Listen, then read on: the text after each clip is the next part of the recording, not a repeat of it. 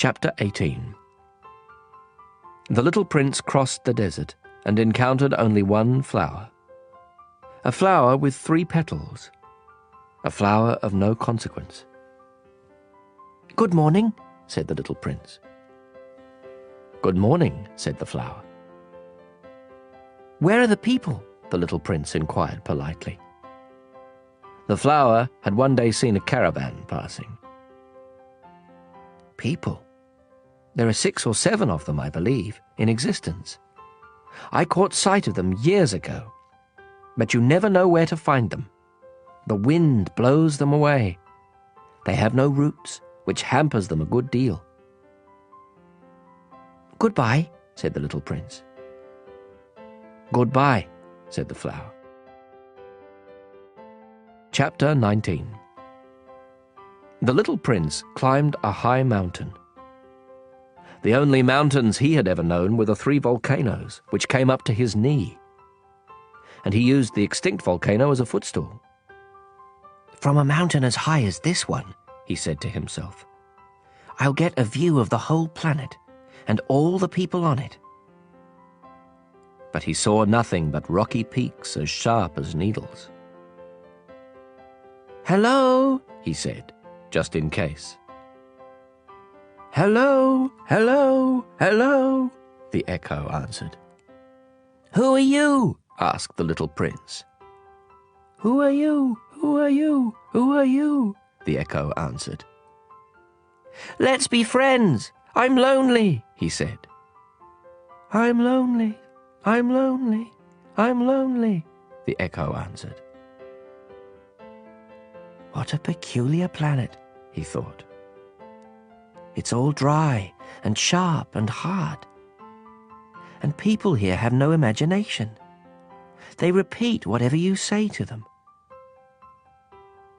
Where I live, I had a flower. She always spoke first."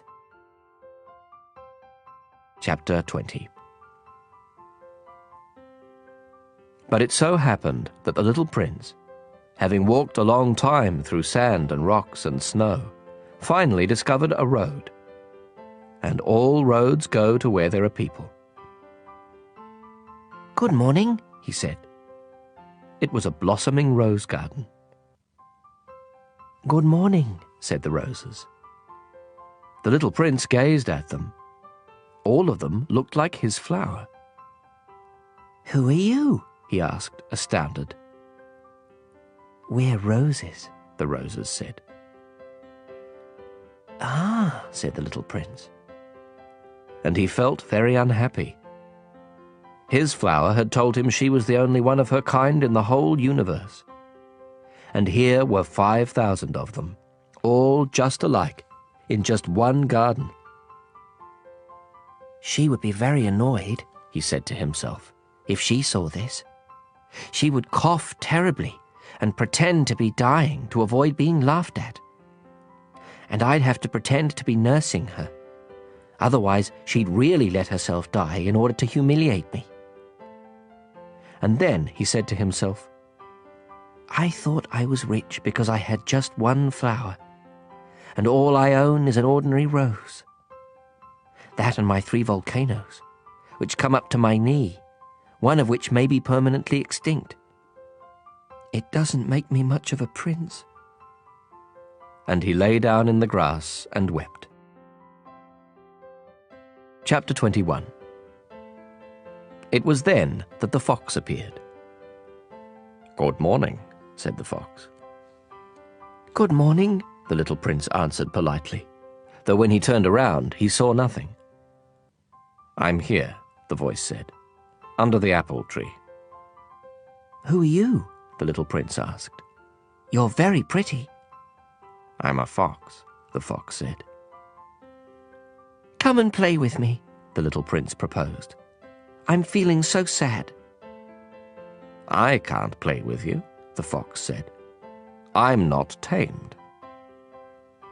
"Ah, excuse me," said the little prince. But upon reflection he added, "What does tamed mean?" "You're not from around here," the fox said. "What are you looking for?" I'm looking for people, said the little prince. What does tamed mean? People, said the fox, have guns and they hunt. It's quite troublesome. And they also raise chickens. That's the only interesting thing about them. Are you looking for chickens? No, said the little prince. I'm looking for friends. What does tamed mean? It's something that's been too often neglected. It means to create ties. To create ties? That's right, the fox said. For me, you're only a little boy just like 100,000 other little boys. And I have no need of you. And you have no need of me either. For you, I'm only a fox like 100,000 other foxes. But if you tame me, we'll need each other. You'll be the only boy in the world for me. I'll be the only fox in the world for you. I'm beginning to understand, the little prince said. There's a flower. I think she's tamed me. Possibly, the fox said. On Earth, one sees all kinds of things. Oh, this isn't on Earth, the little prince said. The fox seemed quite intrigued. On another planet? Yes. Are there hunters on that planet? No. Now that's interesting. And chickens? No. Nothing's perfect, sighed the fox. But he returned to his idea. My life is monotonous. I hunt chickens, people hunt me. All chickens are just alike, and all men are just alike. So I'm rather bored. But if you tame me, my life will be filled with sunshine. I'll know the sound of footsteps that will be different from all the rest. Other footsteps send me back underground. Yours will call me out of my burrow like music. And then, look, you see the wheat fields over there? I don't eat bread. For me, wheat is of no use whatever. Wheat fields say nothing to me, which is sad. But you have hair the color of gold. So it will be wonderful once you've tamed me. The wheat, which is golden, will remind me of you. And I'll love the sound of the wind in the wheat. The fox fell silent and stared at the little prince for a long while. Please, tame me, he said. I'd like to, the little prince replied. But I haven't much time. I have friends to find, and so many things to learn. The only things you learn are the things you tame, said the fox. People haven't time to learn anything. They buy things ready-made in stores. But since there are no stores where you can buy friends, people no longer have friends. If you want a friend, tame me. What do I have to do? Asked the little prince. You have to be very patient, the fox answered. First, you'll sit down a little ways away from me, over there in the grass. I'll watch you out of the corner of my eye, and you won't say anything. Language is the source of misunderstandings. But day by day, you'll be able to sit a little closer. The next day, the little prince returned. It would have been better to return at the same time, the fox said. For instance, if you come at 4 in the afternoon, I'll begin to be happy by 3. The closer it gets to 4, the happier I'll feel. By 4, I'll be all excited and worried. I'll discover what it costs to be happy. But if you come at any old time, I'll never know when I should prepare my heart. There must be rights. What's a right? Asked the little prince. That's another thing that's been too often neglected, said the fox. It's the fact that one day is different from the other days, 1 hour from the other hours. My hunters, for example, have a right. They dance with the village girls on Thursdays. So Thursday's a wonderful day. I can take a stroll all the way to the vineyards. If the hunters danced whenever they chose, the days would all be just alike, and I'd have no holiday at all." That was how the little prince tamed the fox. And when the time to leave was near, "Ah," the fox said, "I shall weep." "It's your own fault," the little prince said. "I never wanted to do you any harm, but you insisted that I tame you." "Yes, of course," the fox said. "But you're going to weep," said the little prince. "Yes, of course," the fox said. "Then you get nothing out of it." "I get something," the fox said, "because of the color of the wheat." Then he added, "Go look at the roses again. You'll understand that yours is the only rose in all the world. Then come back to say goodbye, and I'll make you the gift of a secret." The little prince went to look at the roses again. "You're not at all like my rose. You're nothing at all yet," he told them. "No one has tamed you, and you haven't tamed anyone. You're the way my fox was. He was just a fox like 100,000 others. But I've made him my friend, and now he's the only fox in all the world." And the roses were humbled. "You're lovely, but you're empty," he went on. "One couldn't die for you. Of course, an ordinary passer-by would think my rose looked just like you. But my rose, all on her own, is more important than all of you together, since she's the one I've watered, since she's the one I put under glass, since she's the one I sheltered behind a screen, since she's the one for whom I killed the caterpillars, except the 2 or 3 for butterflies, since she's the one I listened to when she complained or when she boasted, or even sometimes when she said nothing at all, since she's my rose." And he went back to the fox. "Goodbye," he said. "Goodbye," said the fox. "Here is my secret. It's quite simple. One sees clearly only with the heart. Anything essential is invisible to the eyes." "Anything essential is invisible to the eyes," the little prince repeated, in order to remember. "It's the time you spent on your rose that makes your rose so important." "It's the time I spent on my rose," the little prince repeated, in order to remember. "People have forgotten this truth," the fox said. "But you mustn't forget it. You become responsible forever for what you've tamed. You're responsible for your rose." "I'm responsible for my rose," the little prince repeated, in order to remember. Chapter 22.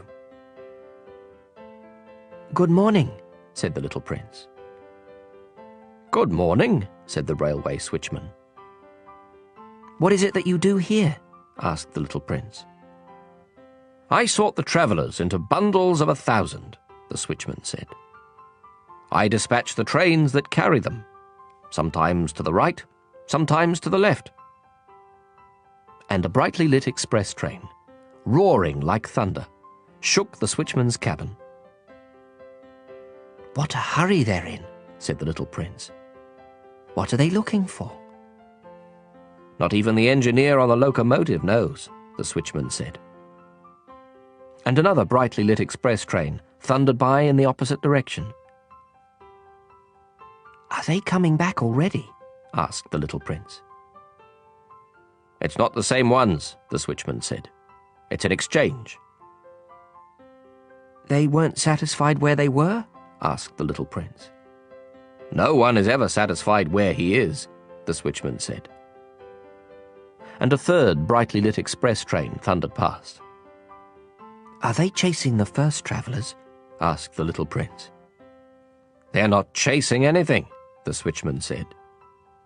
They're sleeping in there, or else they're yawning. Only the children are pressing their noses against the window panes. Only the children know what they're looking for, said the little prince. They spend their time on a rag doll, and it becomes very important. And if it's taken away from them, they cry. They're lucky, the switchman said.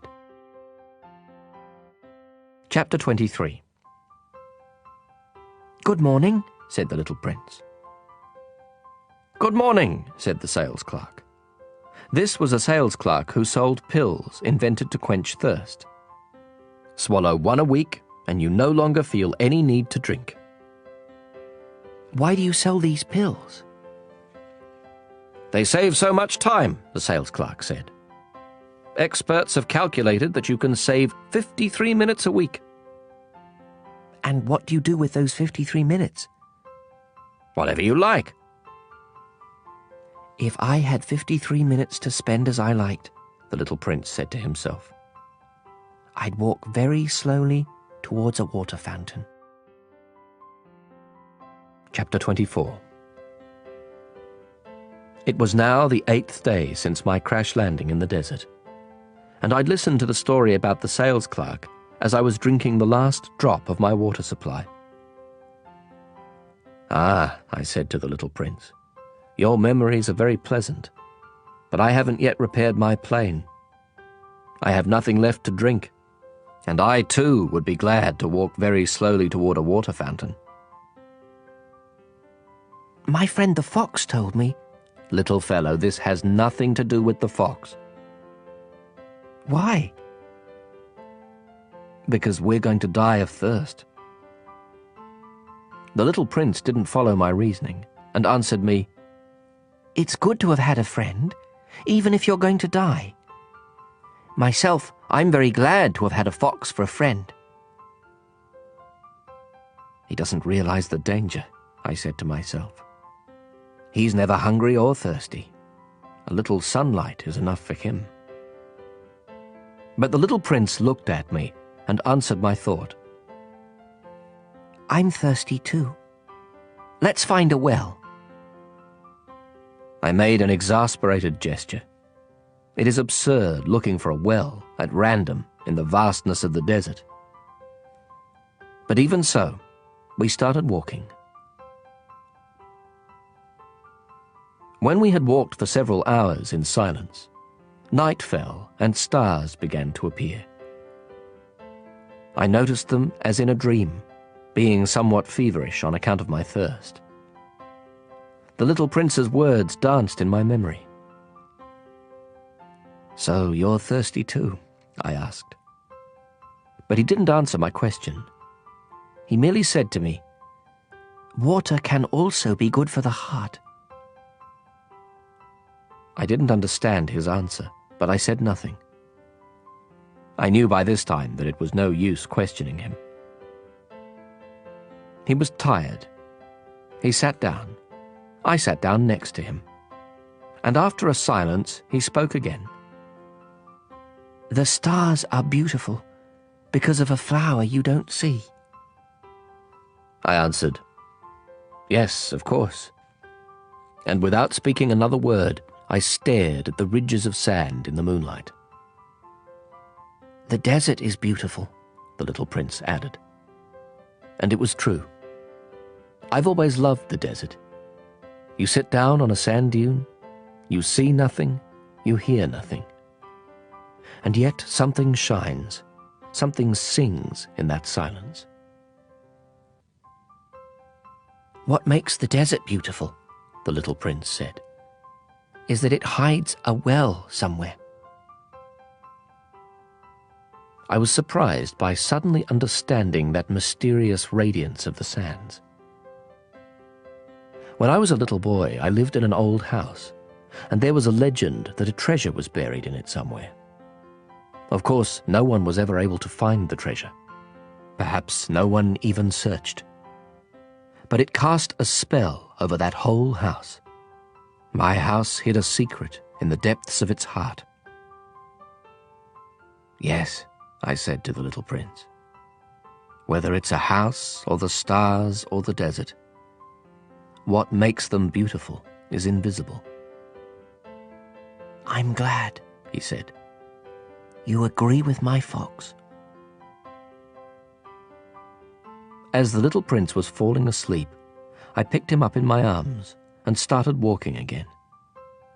I was moved. It was as if I was carrying a fragile treasure. It actually seemed to me there was nothing more fragile on earth.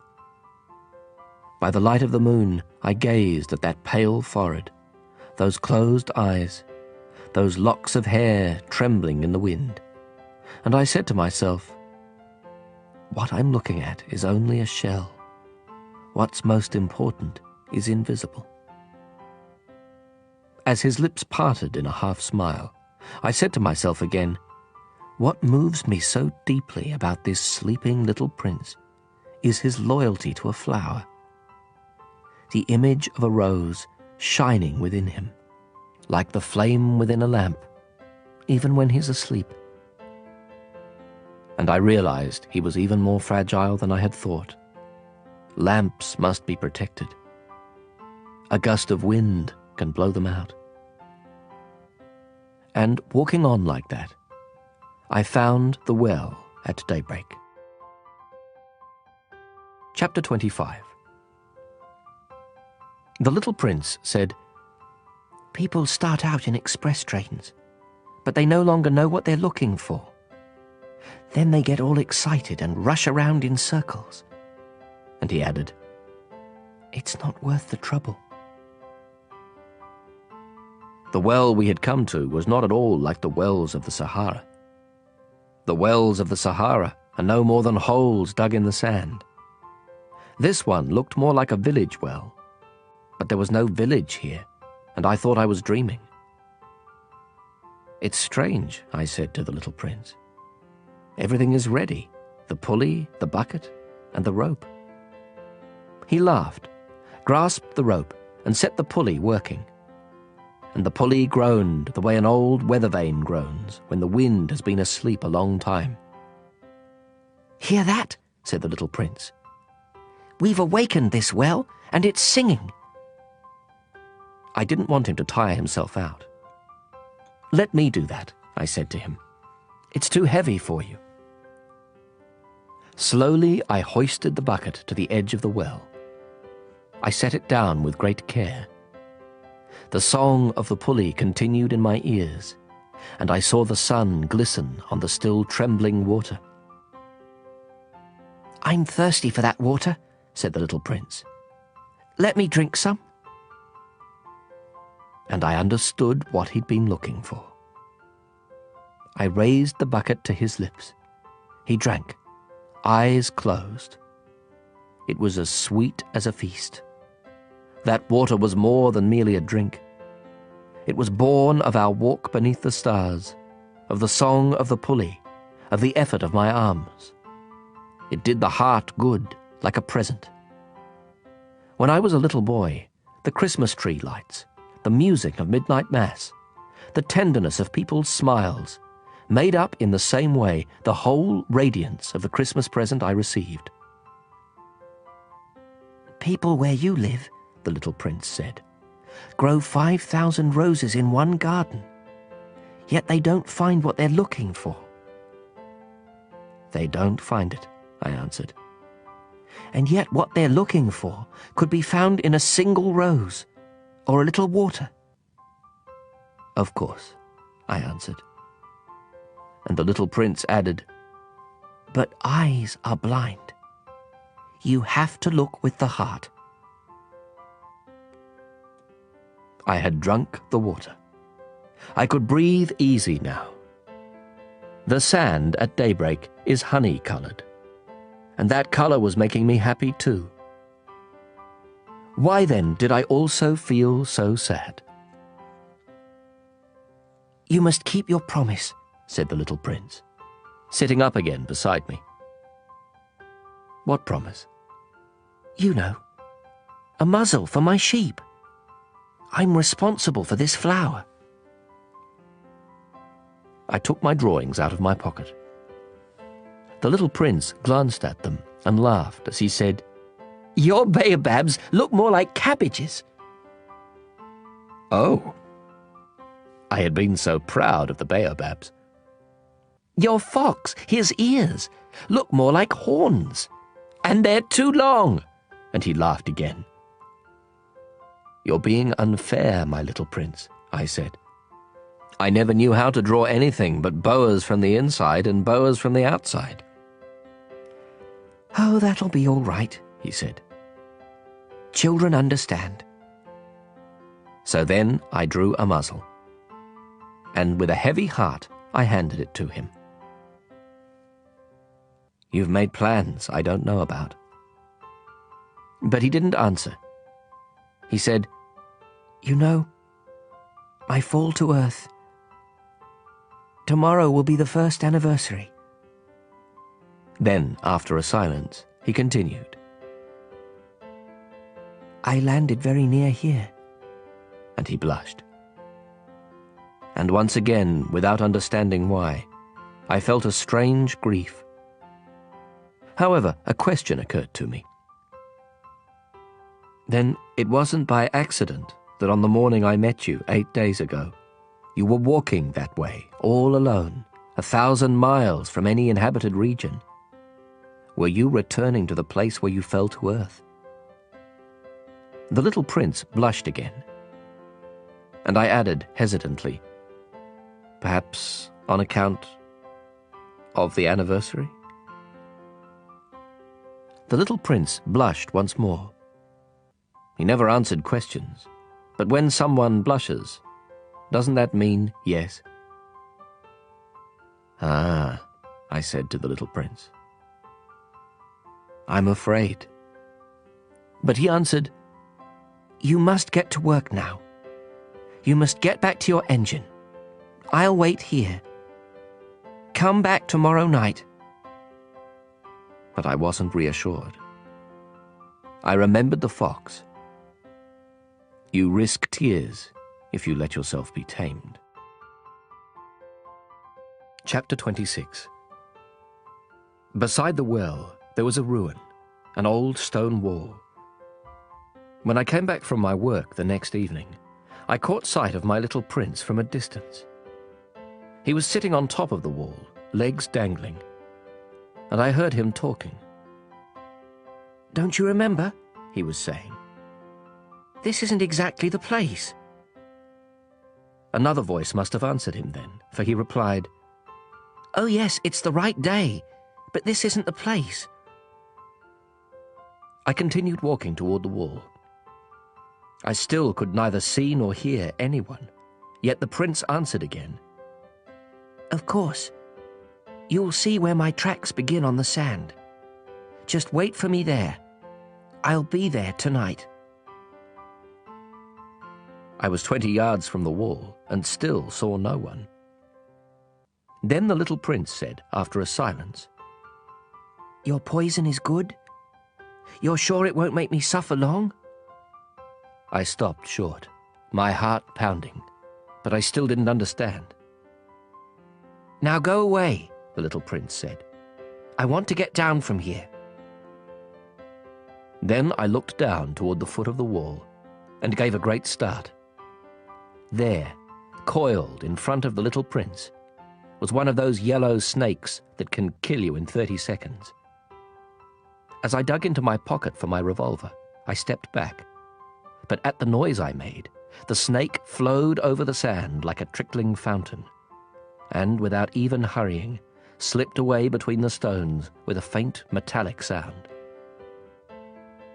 I reached the wall just in time to catch my little prince in my arms, his face white as snow. What's going on here? You're talking to snakes now? I had loosened the yellow scarf he always wore. I had moistened his temples and made him drink some water. And now I didn't dare ask him anything more. He gazed at me with a serious expression and put his arms round my neck. I felt his heart beating like a dying bird's when it's been shot. He said to me, "I'm glad you found what was the matter with your engine. Now you'll be able to fly again." How did you know? I was just coming to tell him that I had been successful beyond all hope. He didn't answer my question. All he said was, "I'm leaving today too." and then, sadly, "It's much further. It's much more difficult." I realized that something extraordinary was happening. I was holding him in my arms like a little child, yet it seemed to me that he was dropping headlong into an abyss, and I could do nothing to hold him back. His expression was very serious now, lost and remote. "I have your sheep, and I have the crate for it, and the muzzle." And he smiled sadly. I waited a long time. I could feel that he was reviving a little. "Little fellow, you were frightened." Of course he was frightened. But he laughed a little. "I'll be much more frightened tonight." Once again I felt chilled by the sense of something irreparable. And I realized I couldn't bear the thought of never hearing that laugh again. For me, it was like a spring of fresh water in the desert. "Little fellow, I want to hear you laugh again." But he said to me, "Tonight it'll be a year. My star will be just above the place where I fell last year." "Little fellow, it's a bad dream, isn't it? All this conversation with the snake and the meeting place and the star." But he didn't answer my question. All he said was, "The important thing is what can't be seen." Of course. It's the same as for the flower. If you love a flower that lives on a star, then it's good at night to look up at the sky. All the stars are blossoming. Of course. It's the same for the water. The water you gave me to drink was like music, on account of the pulley and the rope. You remember? It was good. Of course. At night you look up at the stars. It's too small where I live for me to show you where my star is. It's better that way. My star will be one of the stars for you. So you'll like looking at all of them. They'll all be your friends. And besides, I have a present for you." He laughed again. "Ah, little fellow, I love hearing that laugh." "That'll be my present. Just that. It'll be the same as for the water." "What do you mean?" "People have stars, but they aren't the same. For travelers, the stars are guides. For other people, they're nothing but tiny lights. And for still others, for scholars, they're problems. For my businessmen, they were gold. But all those stars are silent stars. You, though, you'll have stars like nobody else." "What do you mean?" "When you look up at the sky at night, since I'll be living on one of them, since I'll be laughing on one of them, for you, it'll be as if all the stars are laughing. You'll have stars that can laugh." And he laughed again. "And when you're consoled, everyone eventually is consoled. You'll be glad you've known me. You'll always be my friend. You'll feel like laughing with me. And you'll open your window sometimes, just for the fun of it. And your friends will be amazed to see you laughing while you're looking up at the sky. Then you'll tell them, 'Yes, it's the stars. They always make me laugh.' And they'll think you're crazy. It'll be a nasty trick I played on you." And he laughed again. "And it'll be as if I had given you, instead of stars, a lot of tiny bells that know how to laugh." And he laughed again. Then he grew serious once more. tonight. You know? Don't come. I won't leave you. It'll look as if I'm suffering. It'll look a little as if I'm dying. It'll look that way. Don't come to see that. It's not worth the trouble. I won't leave you. But he was anxious. I'm telling you this on account of the snake. He mustn't bite you. Snakes are nasty sometimes. They bite just for fun. I won't leave you. But something reassured him. It's true they don't have enough poison for a second bite.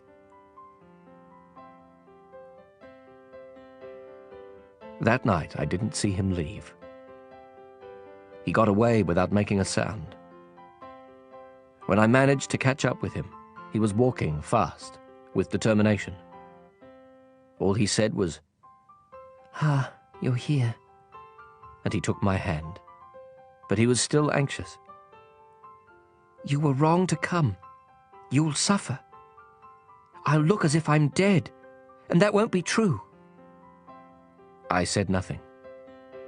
You understand, it's too far. I can't take this body with me. It's too heavy. I said nothing. But it'll be like an old abandoned shell. There's nothing sad about an old shell. I said nothing. He was a little disheartened now, but he made one more effort. It'll be nice, you know. I'll be looking at the stars too. All the stars will be wells with a rusty pulley. All the stars will pour out water for me to drink. I said nothing. And it'll be fun. You'll have 500 million little bells. I'll have 500 million springs of fresh water. And he too said nothing, because he was weeping. Here's the place. Let me go on alone. And he sat down because he was frightened. Then he said, You know, my flower. I'm responsible for her. And she's so weak and so naive. She has 4 ridiculous thorns to defend her against the world. I sat down too, because I was unable to stand any longer. He said, There. That's all.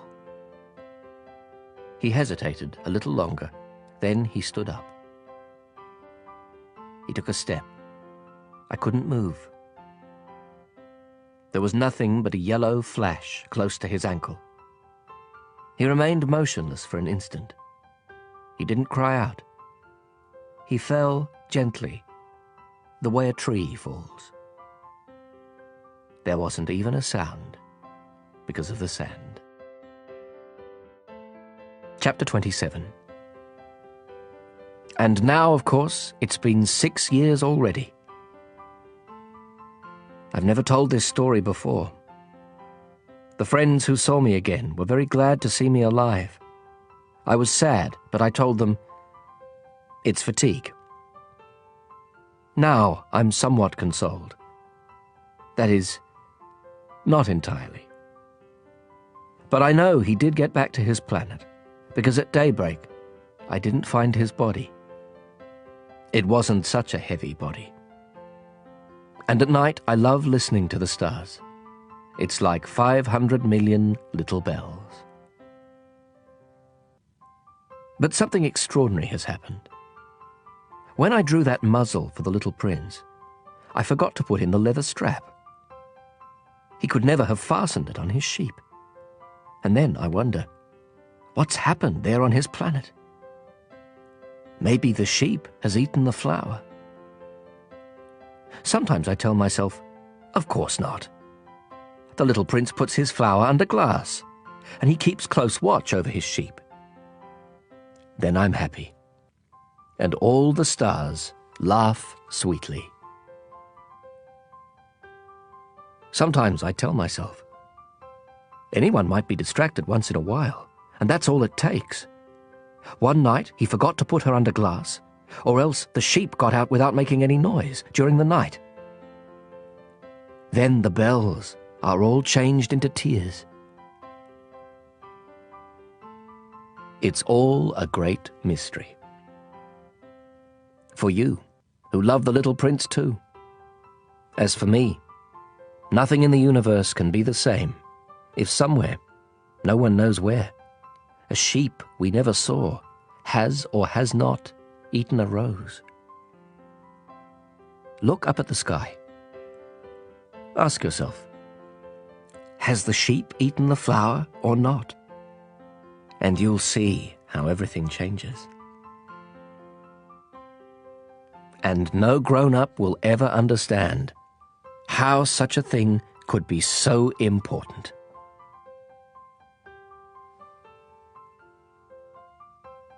For me, this is the loveliest and the saddest landscape in the world. It's the same landscape as the one on the preceding page, but I've drawn it one more time in order to be sure you see it clearly. It's here that the little prince appeared on earth, then disappeared. Look at this landscape carefully to be sure of recognizing it, if you should travel to Africa someday in the desert. And if you happen to pass by here, I beg you not to hurry past. Wait a little, just under the star. Then, if a child comes to you, if he laughs, if he has golden hair, if he doesn't answer your questions, you'll know who he is. If this should happen, be kind. Don't let me go on being so sad. Send word immediately that he's come back.